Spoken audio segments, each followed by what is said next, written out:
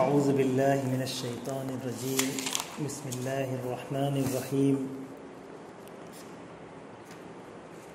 وَإِذْ قَالَ رَبُّكَ لِلْمَلَائِكَةِ إِنِّي جَاعِلٌ فِي الْأَرْضِ خَلِيفَةً قَالُوا أَتَجْعَلُ فِيهَا مَن يُفْسِدُ فِيهَا وَيَسْفِكُ الدِّمَاءَ وَنَحْنُ نُسَبِّحُ بِحَمْدِكَ وَنُقَدِّسُ لَكَ قَالَ إِنِّي أَعْلَمُ مَا لَا تَعْلَمُونَ وَعَلَّمَ آدَمَ الْأَسْمَاءَ كُلَّهَا ثُمَّ عَرَضَهُمْ عَلَى الْمَلَائِكَةِ فَقَالَ أَنبِئُونِي بِأَسْمَاءِ هَؤُلَاءِ إِن كُنتُمْ صَادِقِينَ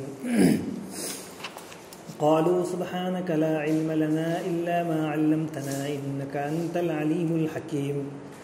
قال يا آدم أنبئهم بأسمائهم فلما أنبأهم بأسمائهم قال ألم أقل لكم إني أعلم غيب السماوات والأرض وأعلم ما تبدون وما كنتم تكتمون صدق الله العظيم.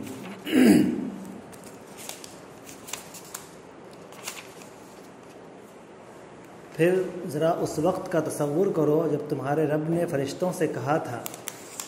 کہ میں زمین میں ایک خلیفہ بنانے والا ہوں. انہوں نے عرض کیا کیا آپ زمین میں کسی ایسے کو مقرر کرنے والے ہیں جو اس کے انتظام کو بگاڑ دے گا اور خون ریزیاں کرے گا؟ آپ کی حمد و ثنا کے ساتھ تسبیح اور آپ کے لیے تقدیس تو ہم کر ہی رہے ہیں. فرمایا میں جانتا ہوں جو کچھ تم نہیں جانتے ہو. اس کے بعد اللہ نے آدم کو ساری چیزوں کے نام سکھائے، پھر انہیں فرشتوں کے سامنے پیش کیا اور فرمایا اگر تمہارا خیال صحیح ہے تو ذرا ان چیزوں کے نام بتاؤ. انہوں نے عرض کیا کہ نقص سے پاک تو آپ ہی کی ذات ہے، ہم تو بس اتنا ہی علم رکھتے ہیں جتنا آپ نے ہم کو دے دیا ہے. حقیقت میں سب کچھ جاننے اور سمجھنے والا آپ کے سوا کوئی نہیں ہے. پھر اللہ نے آدم سے کہا کہ تم انہیں ان چیزوں کے نام بتاؤ. جب اس نے ان کو ان سب کے نام بتا دیے تو اللہ نے فرمایا میں نے تم سے کہا نہ تھا کہ میں آسمانوں اور زمین کی وہ ساری حقیقتیں جانتا ہوں جو تم سے مخفی ہیں. جو کچھ تم ظاہر کرتے ہو وہ بھی مجھے معلوم ہے اور جو کچھ تم چھپاتے ہو اسے بھی میں جانتا ہوں. ان آیات میں جو چونکہ اس سے پہلے مختلف طریقے سے ان لوگوں کا تذکرہ کیا گیا ہے جو لوگ اس کتاب کو جس میں کوئی شک نہیں ہے انکار کر رہے ہیں، انکار کے بہانے تلاش کر رہے ہیں. تو ان لوگوں کے بہت سارے معقول بھی اعتراضات تھے، کچھ غیر معقول اعتراضات تھے. ان سب کے جواب دیے گئے اور یہ تفہیم کرائی گئی کہ یہ کتاب میں جو اللہ تبارک و تعالیٰ کی طرف سے نازل ہوئی ہے یہ یقینی طور پہ صحیح ہے اور اللہ تبارک و تعالیٰ پر ایمان لانا ضروری ہے. اسی تفہیم کی ایک اور شکل یہاں پر بیان کی جا رہی ہے کہ اس لیے ضروری ہے اللہ تبارک و تعالیٰ پر ایمان لانا اور اللہ کا انکار کرنا اس لیے جرم ہے کہ یہ جو دنیا اور کائنات کا نظام ہے وہ ایک اسکیم کے تحت چل رہا ہے. یعنی جنت کا بھی جو نظام ہے وہ بھی اسکیم کے تحت ہے اور جنت کا نظام دنیا کے نظام سے بہت زیادہ مربوط ہے. یعنی اللہ تبارک و تعالیٰ نے اس دنیا کو دنیا کی جو تخلیق کی ہے تو اس کا مقصد یہ ہے کہ ہم اس میں جو لوگ اس میں اچھے کام کریں گویا آزمائش کے لیے اللہ تبارک و تعالیٰ نے اس دنیا میں لوگوں کو بھیجا تاکہ اس کے انعامات جنت کی شکل میں دیے جائیں یا ان جرائم کی سزا دوزخ کی شکل میں دی جائے. یہ ایک اسکیم کا حصہ ہے. تو اب ایسا اسکیم جو اس نے بنایا ہو تو اس کا انکار نہیں کیا جا سکتا بلکہ اس پر ایمان لانا ضروری ہے. اسی کا یہاں پہ تذکرہ ہے کہ مثلا ہم نے آدم علیہ السلام کو جو انسان کی جہاں سے ابتدا ہوئی ہے ان کے بارے میں دیکھو کہ ان کو ہم نے پیدا کیا اور حضرت آدم علیہ السلام کی تخلیق کے وقت جو فرشتوں کے ذریعے سے جو واقعات پیش آئے اللہ تعالیٰ کے درمیان جو مکالمہ ہے اس کا یہاں پہ تذکرہ کیا ہے تاکہ انسانوں کو اس اللہ تبارک و تعالیٰ کے اس اسکیم کو دنیا اور جنت اور دوزخ کا جو رابطہ ہے اس رابطے کو سمجھا دیا جائے. چنانچہ یہاں پہ تذکرہ کیا گیا کہ ہم نے تمہارے رب نے فرشتوں سے اس اسکیم کے بارے میں بتایا کہ ہم دنیا کے اندر ایک ایسی مخلوق پیدا کرنا چاہتے ہیں جس کو ہم اقتدار دیں گے، جس کو ہم خلیفہ بنائیں گے، جو ایسی مخلوق کو پیدا کرنا چاہتے ہیں. انی جاعل فی الارض خلیفہ، جو زمین میں جن کو خلیفہ بنایا جائے گا۔ خلیفہ کا معنی تو ہوتا ہے جانشین اور کسی کا قائم مقام، جیسے قرآن مجید میں خود انسان کے بارے میں استعمال ہوا ہے کہ مخلوق در مخلوق ایک یعنی جانشینی کا سلسلہ انسان میں چلا آ رہا ہے نسل در نسل، تو جعلکم خلائف الارض وغیرہ۔ اسی طرح خلیفہ کے معنی حکومت اور اقتدار کے بھی ہیں، جو حضرت داؤد علیہ السلام کے حوالے سے جب اللہ تبارک و تعالیٰ نے ان کو عظیم سلطنت دی تو ان کو یہ احساس دلانے کے لیے کہ آپ کو جو حکومت دی گئی ہے تو آپ اس میں عدل و انصاف کا ضرور لحاظ رکھیں گے، اور کہا گیا یا داؤد انا جعلناک خلیفۃ فی الارض، تو یہاں پر خلیفہ اسی کے معنی میں ہے۔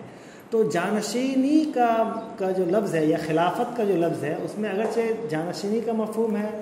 ایک دوسرے کی جگہ لینے کا مفہوم ہے، لیکن یہ مفہوم ترقی کرتے کرتے آگے بڑھتے بڑھتے اس میں وسعت پیدا ہو گئی اور بہت سارے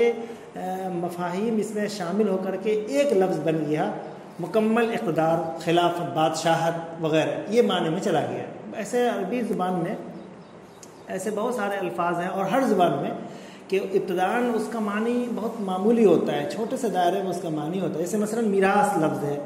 تو میراث بہت چھوٹے سے معنی کے لیے استعمال ہوا تھا کہ بھئی چند فلاں باپ دادا کی ملکیت میں سے جو حصہ کسی کے پاس آئے گا وہ اس کا میراث ہوگا، یہ اس معنی میں یہ لفظ استعمال ہوتا رہا۔